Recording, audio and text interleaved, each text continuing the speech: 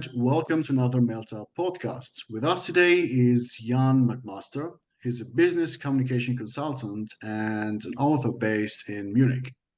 Usually during our podcast, we always try to introduce the guest.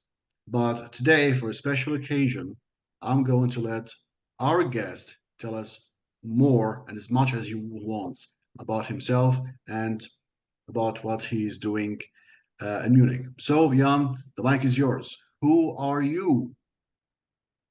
Well, thank you very much, and thank you very much for the invitation to join you here on the podcast. So briefly, I'm from England originally. I mean, my first name, Ian, is actually Scottish. The second name, McMaster, is Irish. My parents were both English. But I've been living here now in Germany, in Munich, for 35 years. So my background is that in England, I studied economics before working as a press officer for a charity. That led me also into the world of journalism. And then since I've been here in Munich, I started off as a teacher. I was doing a lot of business English teaching in Munich and the surrounding area. Also some translation work, but increasingly writing as a freelance journalist. And then in 1992, I joined Spotlight Verlag, so Spotlight Publishing House, as an editor on their general English magazine, Spotlight.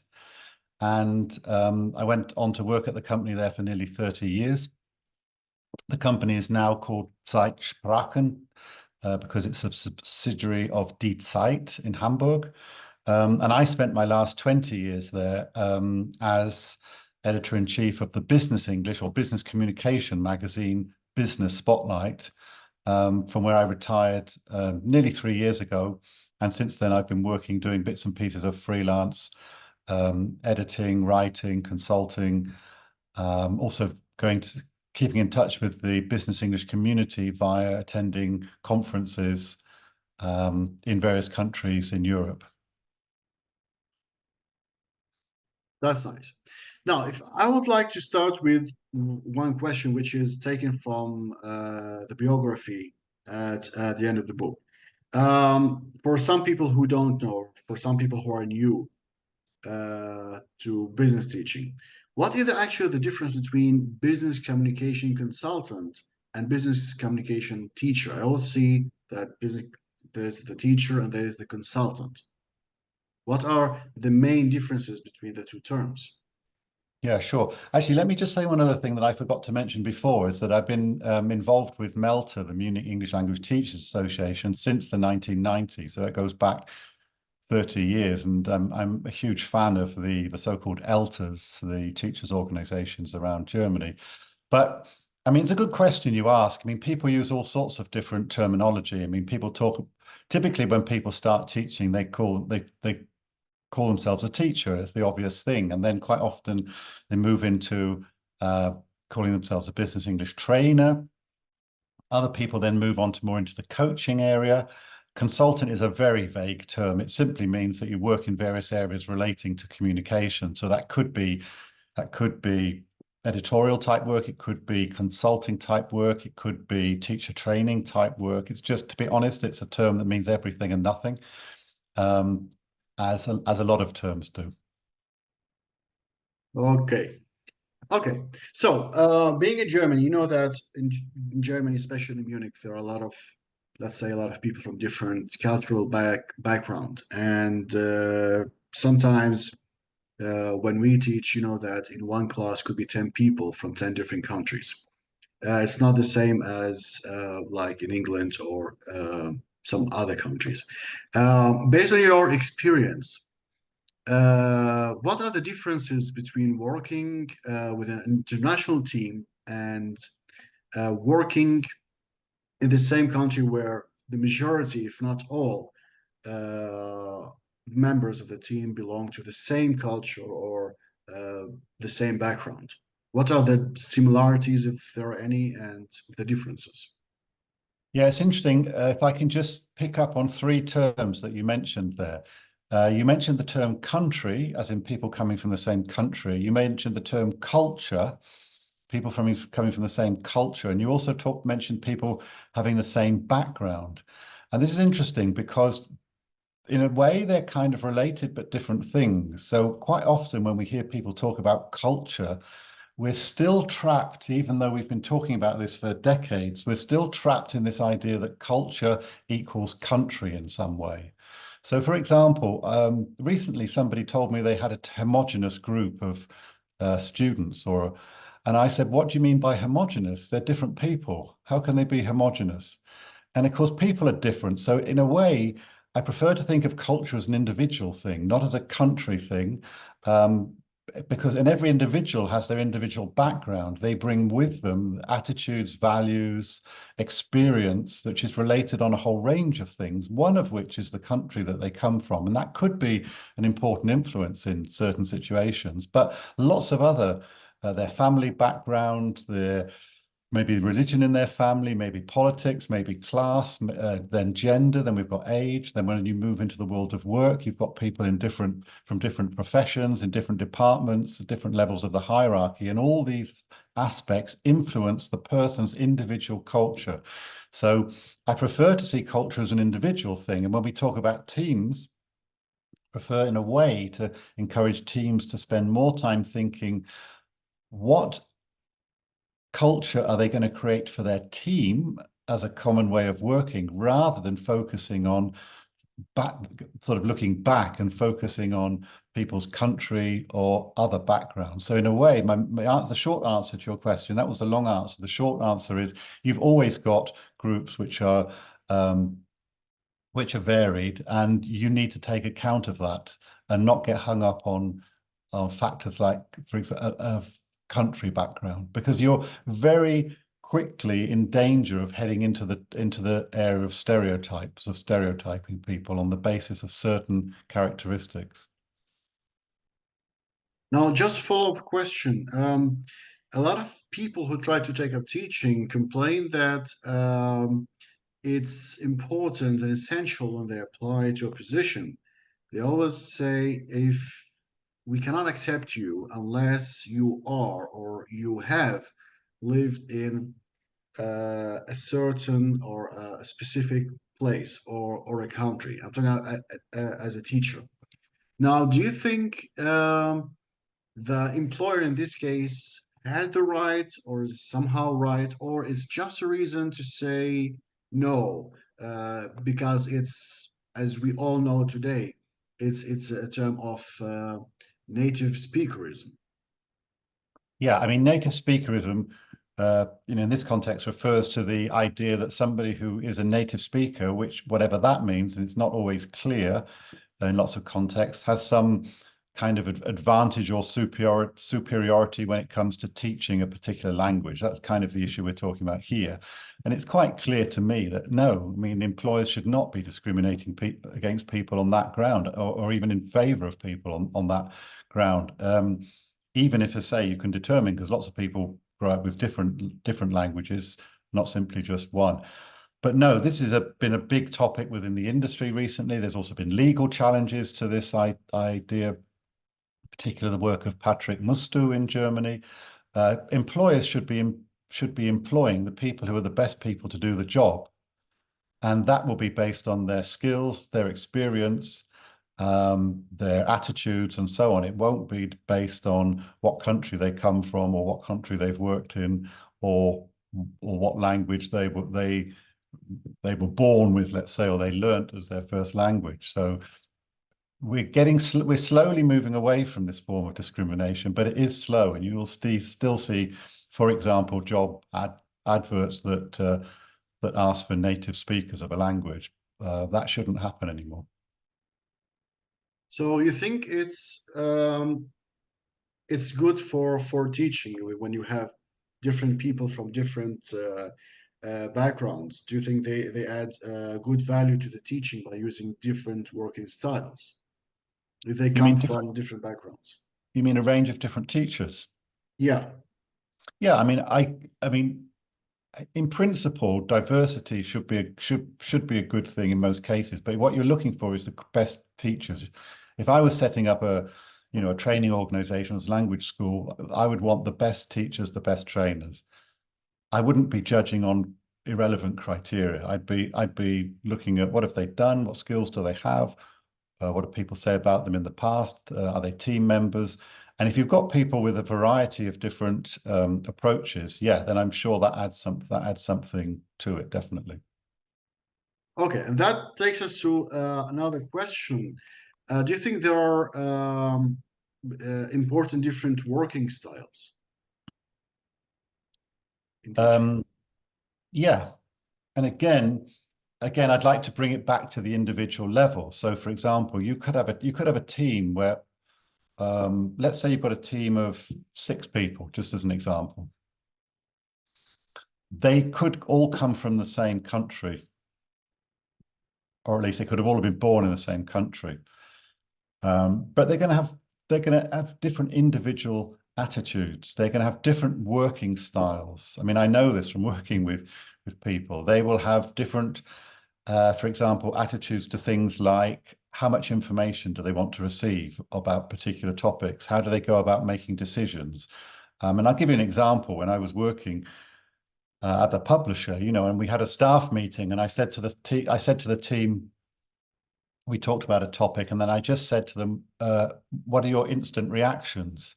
And some people instantly started talking, and one person said, I don't have instant reactions. I'll tell you tomorrow. You see, so what we're looking at is individual people, and people have individual preferences. Some like to do everything at the last minute. Some are very organized and want to get everything done in advance because they don't want that pressure. Some want to take quick decisions. Some want to study all the information. Some want to re-look at a decision again once it's been made. For other people, that's annoying. They think a decision's been taken. Why are we talking about it again? We decided this yesterday. So all these factors, and also how people like to communicate. I mean, some people, like to communicate more face-to-face. Others prefer remote communication, whether it's written through email or messages. Other people preferred to talk on the phone. So you've inevitably got a range of working styles in whatever team you've got and whatever the background of those people. And the question is, how, as a team, are you going to somehow mold those different working styles, ideally to get benefit out of them, but at least at the minimum to avoid conflict and confusion by the fact that people prefer doing things in different ways. So that's what I meant earlier when I said that teams need to spend more time thinking, how are we going to work together? What is our team culture? How are we going to take decisions? How much information are we going to require before we have a decision? Is a decision final? What's our attitude to deadlines? Are they fixed, or is there flexibility? And all these things create things that teams ideally should discuss before there's a breakdown in communication. Typically, these things are looked at after there's a crisis situation, when something has gone wrong. Then teams have a kind of panic meeting. Maybe they bring in an outsider to help them because they haven't thought about these things enough in advance. Even within teams that are allegedly homogenous. But I say, I don't believe there are homogenous teams, and I don't really believe there are national teams anymore. Most people, there's some international element, which just doesn't mean there's a difference in kind. It just means a difference maybe in degree of the amount of variety. So yeah, working with and molding and combining different working styles or preferences is very important for good teamwork. Okay, thank you. Next question is, today the world is becoming, a bit crazier than it used to be, and people are somehow more sensitive. They're becoming more sensitive, discussing some certain topics. Now, do you think that poor language skills often lead or are the cause of misunderstandings and conflicts? I think poor communication skills are the source of misunderstandings and conflict. And I think I often say, as a half joke, I ask people, I say to them, are you, as an individual, are you a WTCP? And they look at me because they've got no idea what a WTCP is. And there's no reason why they should, because I made it up. It's not a common term. But what I mean by a WTCP is And I say, well, you all are that, all of you, whether you put your hand up or not. And that is a walking, talking communication problem. In other words, human beings we go around the world in our interactions with friends, family, colleagues, strangers. We go around causing misunderstanding the whole time. And therefore, the misunderstandings come because of our poor communication skills. Now, it could be that language is a factor within that, obviously. It could be because somebody's language is not good enough, in inverted commas, or maybe a high enough level, or they don't know enough words to express themselves, or they say something unintentional in a second language, but it also happens in the first language.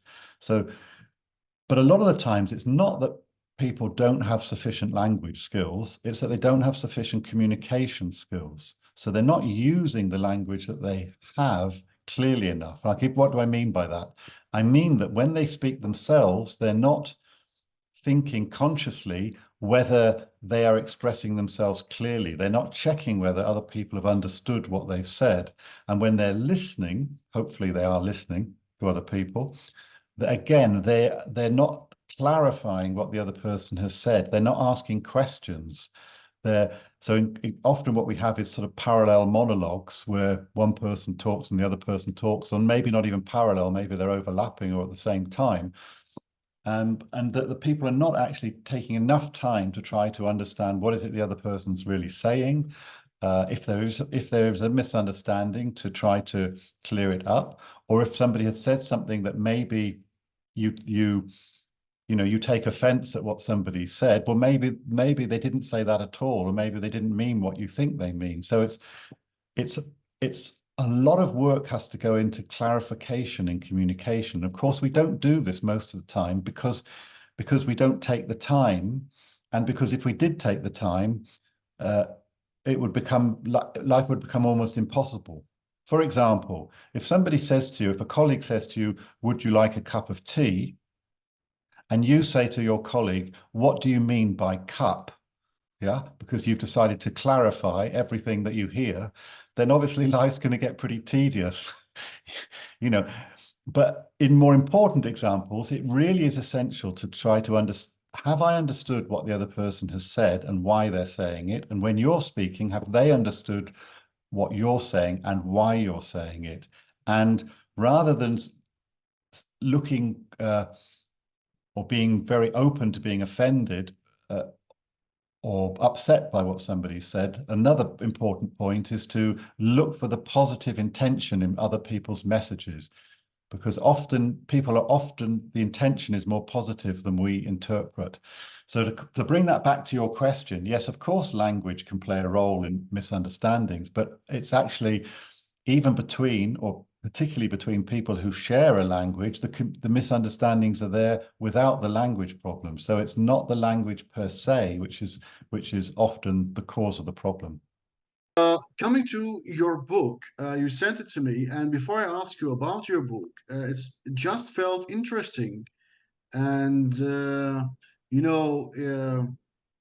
it's itchy to ask you, why did you decide to have the cover and the first few pages in German, and then the rest of the book, the whole book was in English? Before you tell me about the book and uh, anything you would like to say about that, where from did that idea come, and why? Why did you decide to do that? No, it's a very good question. I'm glad you asked it, because I would have had to explain it anyway. And like a lot of things in life, it's the result of a series of decisions that ends up with a result that might seem illogical, but has a certain logic to it. So very briefly, the publisher of our book that I wrote with Bob Dignan, who is my long-standing collaborator in all things business English. We've written a number of books together, articles, and Bob was for 20 years wrote a section on business skills in Business Spotlight magazine. The publisher of the book is Haufer, which is a big German publisher. Their market is the German-speaking market. And very originally, the book they wanted was going to be in German. The whole book's going to be in German. But we decided during the production or the process of developing the idea of the book, we decided to that actually the book should be in English because it's about English. But because Halfa target market is the German-speaking market, and their books typically then have a German cover, title, and cover, that was left as it was because it was regarded as good for the German market. Now, obviously, I understand at the same time that for some people that's caused confusion, because if you look at the book and you see the title, which is Trainingsbuch Business English, Kommunikation und Zusammenarbeit in internationalen Teams, that's clearly in German, but the whole of the book is, as you said, in English. I mean, ironically, most of those words in the title of the book are actually identical in English. So you could actually argue whether the title of the book is in English or German. It's because apart from the word Zusammenarbeit, which, you know, working together or collaboration, every other word on the title is identical in English. So that is the answer to your question. But I should say that we are in discussions with also having the possibility of having a second version where the cover is also in English, because for the international market, with people who have no contact to Germany or the German language, that would make more sense. Yeah. Does that help? Yeah, it does. It does. Well, except for the preposition and the ending in internationalen, something we Yeah, learned in exactly. German. Yeah. In Yeah. German, yeah. Yeah. Okay. So thank you for explaining the title, the German title of the English book. Yeah. If I ask you, I can simply ask you the normal question, can you please tell us about your book? Or I can ask you, why did you decide to write that book? And who is your audience? I know there is a section to whom that book is, but let's say for the people who are listening to us or who are watching us, why did you decide to write that book? And just give us some general ideas about its content and who is the audience? Yeah. Who's supposed to read that book? Yeah, good question. I mean, your first question, why did I, or together with Bob Dignan, decide to write this book? I mean, the simple answer to that is that we didn't. We didn't decide to write it. We were approached by the publisher, Halfa, who wanted to have a new business English title in their portfolio, and came to us. And we thought, okay, what can we do that reflects our view of business English or business communication, maybe more generally, compared to, say, a book that would have been written 20 years ago. And Halfa had one that was written 20 or nearly 30 years ago. It was very good. But what can we do that's different from that, apart from the fact it has a red cover and the other one has a blue cover? And the big difference is that whereas in the past, business English was often divided up into what was sometimes called the Big Six. And the Big Six were sort of big six typical events or situations where people need English at work.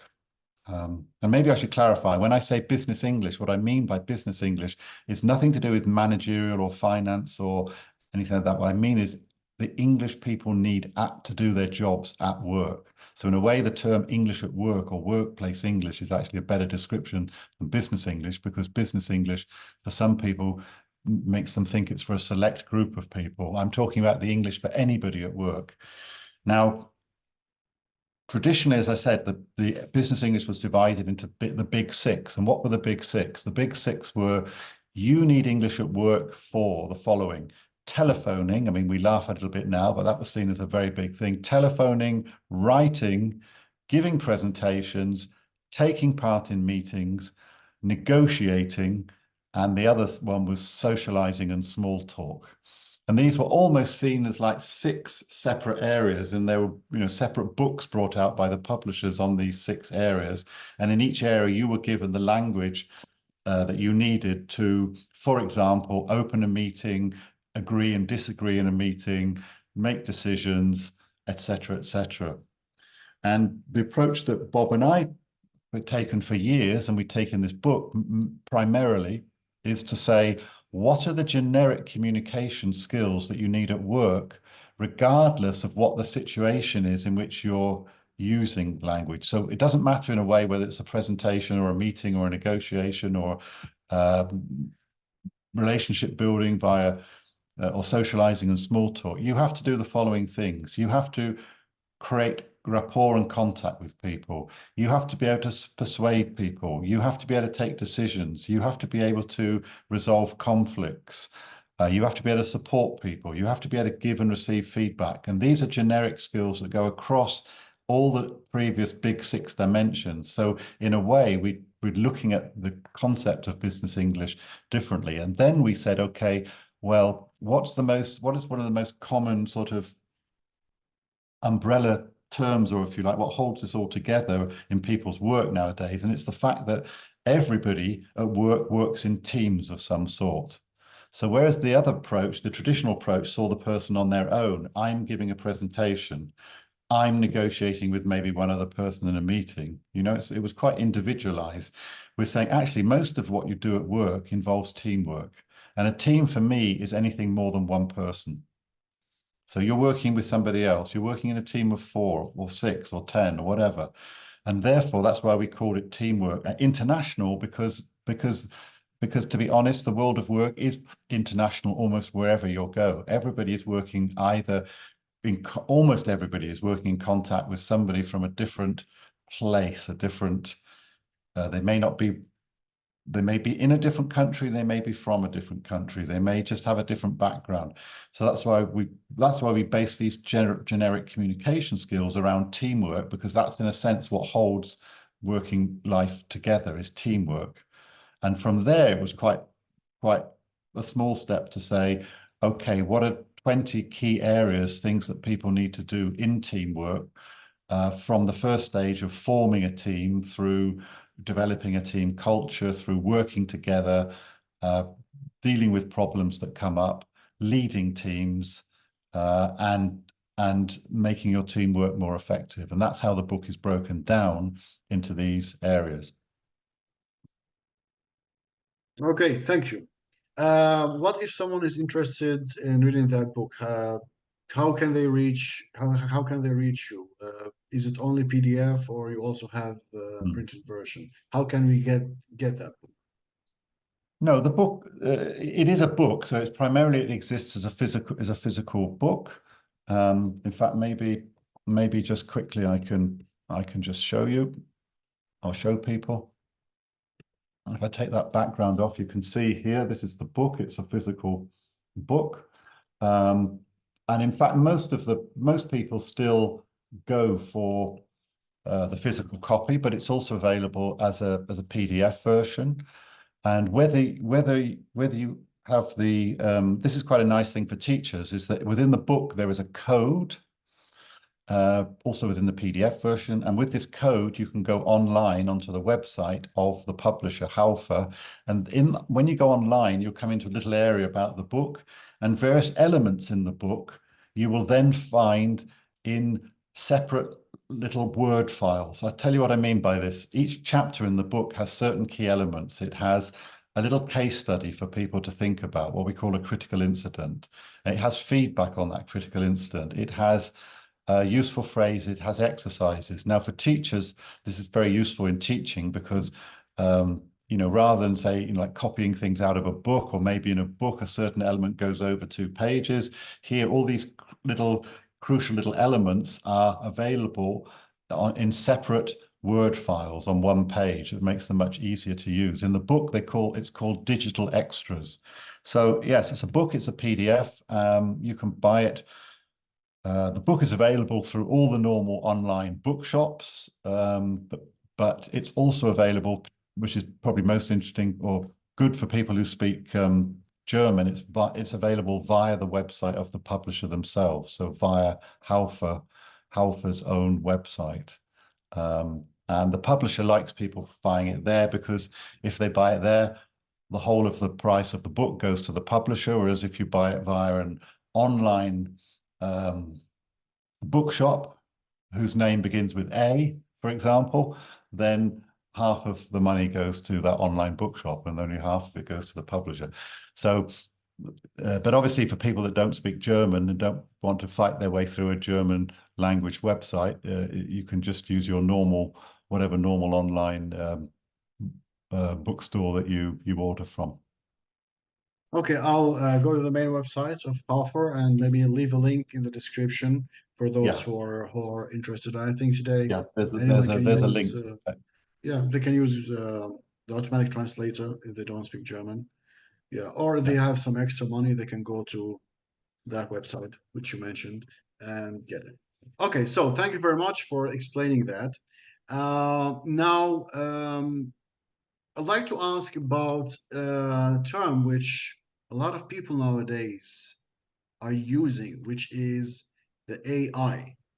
Now, before I ask you how we can use it to help us as teachers or to help the students, um, do you think the artificial intelligence is a handy way in our job as teacher? Do you think it really helps, or as some people say, it makes us lazy teachers because it does the whole job for us? Well, it shouldn't make teachers lazy, and I don't believe it will. Certainly not good teachers. And I think the the interesting question is obviously how do you use this tool? Yeah, and when we say this tool, when we say AI, I mean AI is such a broad topic. It covers so many different aspects and so many different applications that it's hard to talk about it in a kind of global way that is sensible and covers everything. So, you know, but to take an example, a very practical example of what you might be referring to, I mean, AI, quite a lot of teachers now are using AI to help them produce materials for their classes.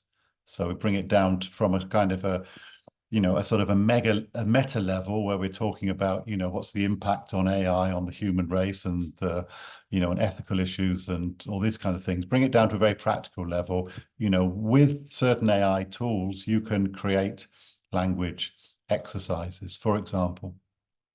Now, I was talking to a very experienced business English teacher about this a week ago, and he said, look, the tool is there, but the difference between how an inexperienced teacher or trainer is going to use that tool and how an experienced trainer is going to use it is what's going to make all the difference. So, he works in a very particular area, the paper industry, and he's got decades of experience working in that industry. And therefore, if he wants to create exercises for his students at a particular level, then he knows, because he knows those students and he knows the terminology they're going to need and the types of phrases. He knows what types of exercises they need. Whereas somebody who's inexperienced might just say to, ChatGPT or whatever tool it is, produce me some exercises for beginners in the paper industry. And the technology will do that. The technology, is not going to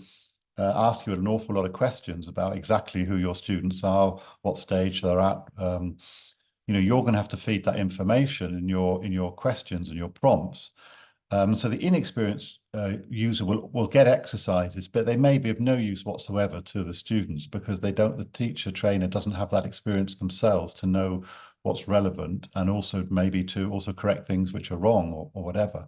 So, the point is not the tool itself, it's how we use it and how teachers use it. And I've been to a lot of talks at conferences and webinars recently about this, and at the one level it's mind-blowing, just all the things that the technology can do, and particularly how quickly it can do it.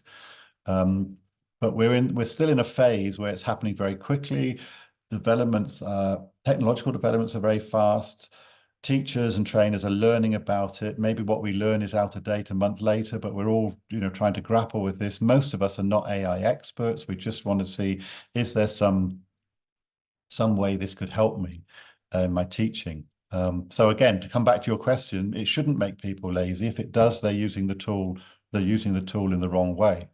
if it saves them time and allows them to invest that time in more productive uses, why would we, why would we insist on teachers, trainers, or anybody else using an old-fashioned technology that takes them, we don't say to teachers, you have to write everything out by hand or with a quill or something. We use the technologies there, and I see AI in this narrow sense as no different to, a typewriter or some other, a pen compared to a quill and parchment, a long time ago. So don't you think that by using that, especially for teachers when they are preparing for their lessons, do you think that one day we'll no longer need any trainings for teachers or any, for example, we have the CELTA and Delta and other trainings. Do you think we'll reach a day when a potential teacher would ask himself why to make this extra effort since I can simply write few lines on ChatGPT and I have the plan, I take it to the classroom, and here we go. What do you think? Do you agree with me?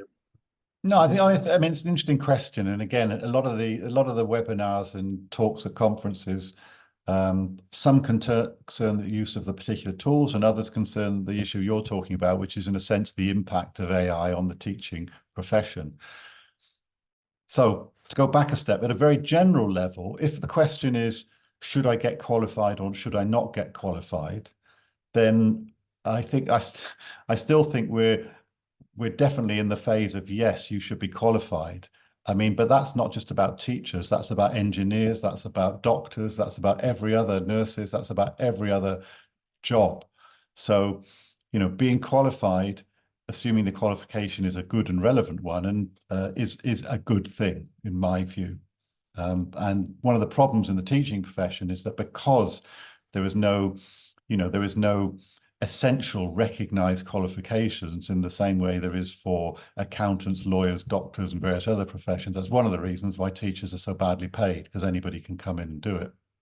So, I mean, generally, I'm in favor of qualifications, but those qualifications are going to have to adapt over time to take account of the technology. So when I did my teaching certificate or my, like the CELTA in 1990, yes, we probably spent a lot of time thinking about how to create exercises. We also spent a lot of time doing it. Now, well, if the technology can save us time there, we can spend more time on other aspects of teaching, or teachers in other roles as coaches, as moderators, or as motivators, and let the technology do the drudge work. This would be the ideal situation. So this technology, like others, will have an impact on the profession, but the thing is to try to steer that impact in a way that helps teachers and the profession to become more professional and not less professional. At the same time, obviously, there will be, and we've seen that already, there'll be lots of new alternatives. There already are lots of technologically driven alternatives to learning languages where you don't need a teacher. So a lot of people, like myself, use tools like, I mean, just to mention two, Duolingo or Babbel or whatever it is, just as a form of self-study in the same way they use the products of the company that I used to work for, Spotlight Verlag or Zeitsprachen, with their magazines, audio, websites, podcasts, etc. So self-study will always be there, and a certain sector of the market will be looking for guidance from teachers and trainers. And it's up to teachers and trainers to mold that role and implement and integrate the technology in a way that ensures that they still have relevance. And if they have relevance, they will be employed to carry out those tasks. Okay, thank you. You said something about self-study, like using some applications like Duolingo, and actually that's the source of 90% of my German in Germany. One of my colleagues said that self-study is only good for those who studied the language at university. I'm not talking about only English. German, Spanish, Italian, any other language. And she said that only people who study the language as university, as a higher education, believe that self-study is more beneficial than actually participating in a course or studying with another teacher. And if for some reason these people become teachers, they insist on their students uh, that they must, let's say, work themselves, work harder on getting the information rather than the teacher giving them the information. Do you agree with that, or you think it doesn't matter? It's about each person. It's not about studying the language as a higher education or not. Um, my instinct is it's a very individual thing. I mean, there are all sorts of different ways of learning a language, aren't there? I mean, they're composed of, you could break it down into certain big areas. One is self-study. That covers a multitude of different things that can be using all sorts of medium, of which these newer ones, technology-driven ones, are only the latest incarnation. I'm not sort of singing the praises of any of these methods. I'm just saying that if you're a self-study learner, if you want to try to learn a language, there are a whole range of tools available for you, much more than there used to be, so that you can do that, whether you want to read, whether you want to learn vocabulary, grammar, whether you want to practice your listening skills. The self-study things tend to be a bit weaker on the speaking side at the moment, but that will develop as technology develops. So that's one area, in a sense, self-study. Another whole area is some form of guided instruction. So some taking part in some kind of class, if you want to use that word. Now, again, that can be face-to-face, that can be online, it can be hybrid. It can involve or the blended learning.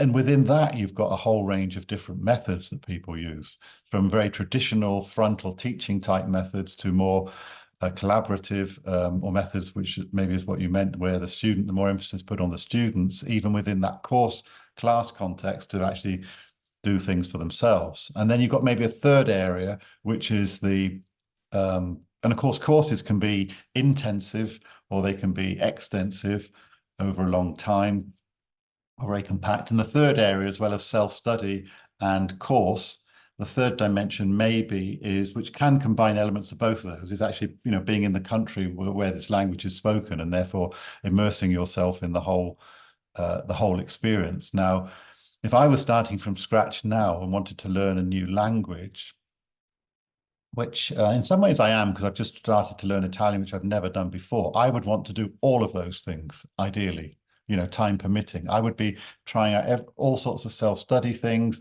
I'd maybe sign up for an intensive course somewhere. I'd go and spend some time in the country where the language is spoken. I would be, in a sense, bombarding myself with all these inputs. I'd also be trying to work out what works for me, because, and I don't mean work in a sort of some kind of pedagogical sense, because as a learner, I may not even be able to judge that. What motivates me? Because my conviction is there's basically only one reason why people fail to learn a language. Well, there might be two. One might be time, but that's often, we normally find time to do things we really want to do. But the big reason why people fail is not it's some innate linguistic ability or skills, it's motivation. And the reason they don't learn the language is because they stop at some point. They start maybe enthusiastically and then they stop. And the reason they stop is mainly to do with motivation. They're not enjoying it. They don't feel they're making progress. So whether it's a class situation or whether it's a self-study tool, whether it's a technology-driven tool, if you don't feel motivated and feel you're making progress, then you're probably going to stop at some point. So I don't see it in these kind of, this sort of categorical terms that maybe was presented in your question. I think it's an individual thing. I think it's a complicated thing, but I think at the heart of it is motivation. Why do I want to learn this? Do I really want to learn it? And are the tools and the methods that I'm using, are they motivating for me or not? And that's irrelevant of what they are. If I really wanted to learn a language quickly, though, then I would have to go, I think I would have to go for an extensive, immersive period of going and spending 6 months in a country. That's actually how I learned German ultimately, was by being here and being surrounded by it and having classes and doing self-study. But I mean, I don't want to generalize from my experience to everybody else, but I think I disagree with the premise of your question, if we can all both remember what it was, about the higher education. It sounds too black and white to me. Well, actually, I agree with you, and actually that's how I learned English. Started learning English by myself before the social media, before the internet. Yeah, And maybe because yeah. my colleague knew that about me, so maybe she came up with that conclusion with which you know I can't agree or disagree because just like you, I do believe that each person is different. Mm, So mm. uh, I would I would take your point because it sounds more logical, actually. I mean, Okay. what interests me with these you know, apps or technology and tools is, and I have a friend who's been using one for 2 years now, or 3 years, every day. And he told me that he can now, for Spanish, and he can now have conversations in Spanish with his partner. And I think that's the interesting thing is for learners, how do they make the transition between doing these daily activities with apps to actually using the language effectively in communication contexts? How that transition works, I don't know. Maybe I'll find out myself at some point if I stick with it. Well, let's go for it. Okay. Do you have some, let's say, a piece of advice for the young people in Germany, exactly in Germany, who want to become teachers? Um, what would you tell them? Go for it, find your way. Here's my book that can help you. The future is bright for you. Or you would tell them, if you are into teaching, Germany is not the best place for you. What advice would you give the young people in Germany who want to take up teaching? Well, why would Germany not be a good place? I mean, it's as good a place as it's as good a place as any. I mean, the question is, do you want to become a teacher? And if you're not sure, I mean, my advice to anybody who's serious about becoming a teacher and maybe moving on to, uh, you know, teaching English or then teaching maybe English work, business English, is would be, if you're serious about it, get qualified, do the qualification. If you're not sure about it, then try it out first to see. Um, I mean, ideally, I think language organizations should be only taking on qualified teachers. On the other hand, as a teacher, it can be an advantage for you if you're not qualified to actually get some experience, which you can do in some places, just to see whether you like it or not before you make that investment in the you know, in the qualification. Because to do a CELTA, I mean, if you do it full time, it's a month, and it's, you know, it can be quite expensive. It's an investment in your future, which I think is a good investment, a very good investment if you're serious about it. But you might also actually, ironically, get more out of the course if you've already had some teaching experience. I didn't have any for teaching English. I went and did my qualification, and then I came back and tried to put some of these things into practice. And in a way, I realized I would have got possibly even more out of the course if I'd had some experience beforehand. But, you know, it's that vicious circle of, you know, how do you get, how do you get started when you have no experience? But there are opportunities. You know, you have to sell yourself, convince people. I know from when I came over here, I was told by all the people I approached, we will only take you on if you have a qualification. So that was my motivation to go and get a qualification. At the same time, I'm aware there are quite a lot of teachers who are working without qualifications, and there are still language schools who will take them on. And if that's the case, then take advantage of that as a teacher.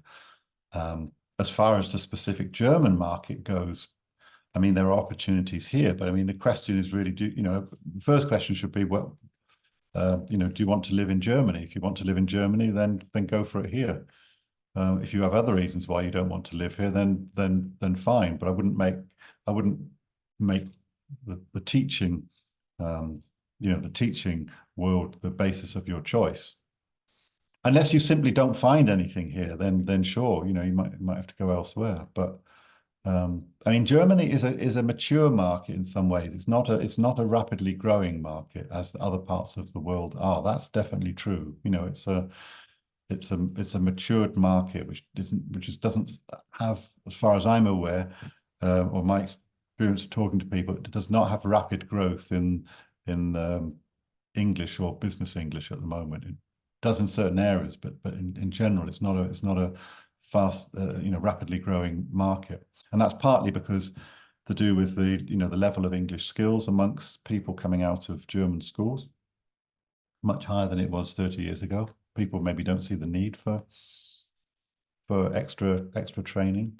But when I talk to people, some teachers in training, their markets are booming because they have clients who have a lot of employees that need training. In other areas, the demand is falling. But there are other parts of the world, I'm sure, where the market for English is growing more rapidly. On the other hand, the pay and conditions may or may not be as good as they are here, depending on where you're working. Okay, Go for it. thank Go for you. it. Yeah, Ian McMaster, thank you very much for joining us today. It was very nice and pleasant to talk to you and to get to know you more and more about your book. Thank you very much. Thanks for the opportunity. You're welcome. You're welcome. Okay, so dear listeners and viewers of the Melta podcast, I'm going to leave a link for Jan's book in the description. If you're interested, you can follow the link. You can also buy it directly from the publisher. If for some reasons you can't get there, you can always find it in. We are not advertising here, but I'm sure, as Jan said, the first letter is A, which is the name of a famous river in South America. We are not advertising. Okay. So thank you very much for joining us today. Thank you very much for watching, for liking, for commenting. We're going to find this podcast in two versions, the video version and the audio version. So thank you very much and see you later in another Melta podcast.